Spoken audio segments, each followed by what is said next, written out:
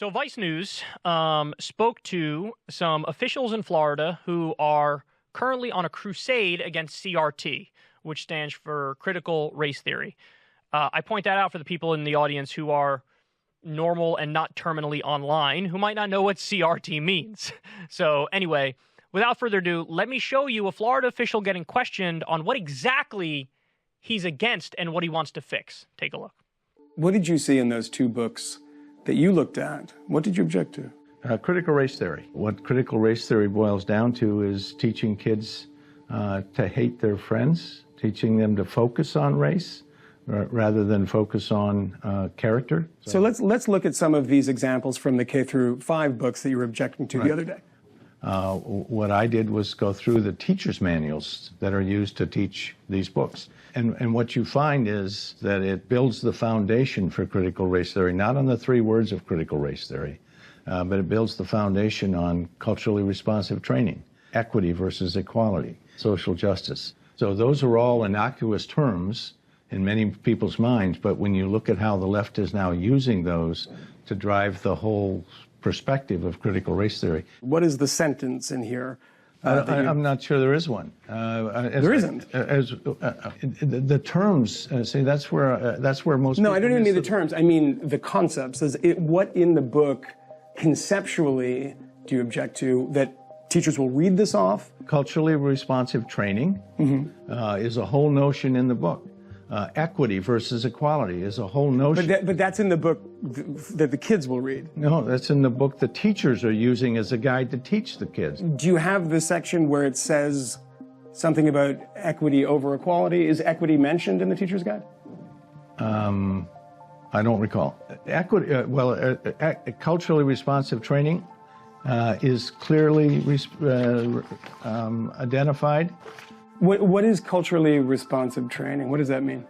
Culturally responsive training is a fancy term for multiculturalism, dividing people by ethnicity. Where is this from? This is from the homework our team did. So that's your language, not the language of the textbook. It's language we found in the literature. I don't know what you're looking for, Mike. I don't see anything in here that says that they're teaching critical race theory. This is all very subtle. We've said that from the beginning. Critical race theory is a very subtle ideology that permeates. Listen, man, you want to make an intelligent case against critical race theory? I'm listening. I love debating all sorts of ideas. TJ Kirk and I had a phenomenal conversation on nihilism the other day and what that entails. I'm open to these discussions. I'm open to these debates. I don't think nothing held sacred. There's nothing off limits. Let's have a conversation about all this shit. But let's keep it real. Most of the people who are crusading against critical race theory have no fucking idea what critical race theory is. And that's not a hard conclusion to reach if you follow this stuff. Look, I saw Fox News flipping out over it. It was the big, culture war scandal du jour on the right. And I was like, damn, I got to look into this. What's going on here? First thing I learned, they don't even teach critical race theory in elementary school, in middle school, or in high school. So www.whythefuckwetalingaboutthis.org. What are you doing? Why are we talking about this? Okay, let me give you guys, I went to the always trusty Wikipedia, and let me just give you the first portion here. Here's the first thing they say about critical race theory. This is fascinating.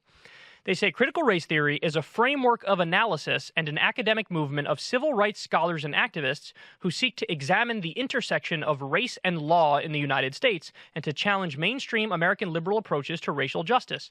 CRT examines social, cultural, and legal issues primarily as they relate to race and racism in the U.S. A tenet of critical race theory is that racism and disparate racial outcomes are the result of complex, changing, and often subtle social and institutional dynamics rather than explicit and intentional prejudices of individuals. You know what that just said?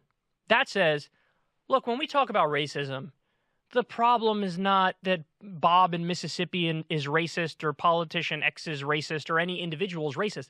That's not the problem. The problem is the system. The problem is the structures. So, for example, the drug war. Yes, the drug war on paper, well, there was a time when it was explicitly, along racial lines because they had tougher punishment for crack cocaine than regular cocaine, even though they give you the same high. Why? Because it was more black people who were using crack and more white people who used cocaine, so the punishment for crack was much harsher. But this is a great example. So on paper now, there's no racialized language around the drug war. It says, yeah, if you do this drug, it's a crime. If you sell this drug, it's a crime. That's what the law is outlined like. But the way it's enforced is disproportionate in that it targets communities of color much more. Again, this isn't conjecture. This isn't opinion. This isn't from Kyle. This is a fact. We've seen the numbers. We've gone over the numbers. For selling drugs, same thing. For another great example in the criminal justice system, the death penalty. If a black person and a white person commit the same crime, a black person is much more likely to get the death penalty than a white person. So in other words, again, the point is, the problem is not individual racists. You can shame somebody and wag your finger, that's racist, all day long. That accomplishes Dickie McGee's acts. What they're saying is, it's the system that matters. Fix the system. Now, I don't know about you guys, but when I talk to right-wingers, and I make the point I just made, they're actually happy when you say the problem isn't individual people being racist. They're like, right, yeah, damn right, you're right about that. The problem is the system and the structures. Yeah, we could change that, make the system more fair and just. That is the very first thing it says about critical race theory on the Wikipedia page. And the right flips out over critical race theory as if the point of critical race theory is to call individuals racist all day long, when that is explicitly not the point of critical race theory. Now, by the way, again, I don't even know why we're talking about this. It's not in elementary school. It's not in middle school. It's not in high school. Critical race theory is a graduate level course. So what happened? Well, the right found their culture war issue of the day, and they went all in on it, and they defined the terms of the debate, and they hammered, and they hammered, and they hammered, and they hammered, and they got a fake moral panic going on. That's what happened. And again, this is what the right does so well. They changed the conversation to culture war bullshit. Something with Dr. Seuss, or the Big Bird said get vaccinated, or Mr. Potato Head is now just Potato Head, and I'm so fucking outraged by that. Oh my God, there's now a diverse character in a superhero movie. Who gives a fuck? I don't care. I don't care about any of it. I care about a $15 minimum wage. I care about unionization. I care about getting people health care. I care about ending the wars and stopping drone bombing babies in Afghanistan. That's what I care about. That's what I care about. Now, the problem with the left is they go follow the right down the rabbit hole and talk about the culture war bullshit. But look, I don't even need to give any commentary. This is a guy who's leading a crusade in Florida against critical race theory. He can't define critical race theory. He doesn't know the first thing about critical race theory. He's not even saying the problem is the textbooks. He's saying the problem is the thing that the teachers read that they then use to talk to the children. And then when he's asked to cite something, he doesn't even have that material. He cites the thing that was the summary of the people in his office. I don't care about what the people in your office think. That's all opinion. That's all spin. I care about what does it actually say? So listen, in conclusion, we actually do have a really deep problem in the education system in the U.S. And it's sort of the opposite of what this guy's talking about. The biggest problem I see is the uber patriotism fake bullshit. They have textbooks in Mississippi and Texas where they put this incredible spin on history where they pretend like the U.S. is the world's beacon of freedom, and we're the one indispensable nation, and we're the world's sole superpower, and we're the world police, and American exceptionalism is true, and let me give you a totally whitewashed history of the U.S. as to how great we are. That's bullshit. Now, are there great things about the U.S.? Yes, I love the Constitution. I love the First Amendment. I love freedom of speech. I love the New Deal. There's a lot of things you could talk about. The Civil Rights Movement, wonderful.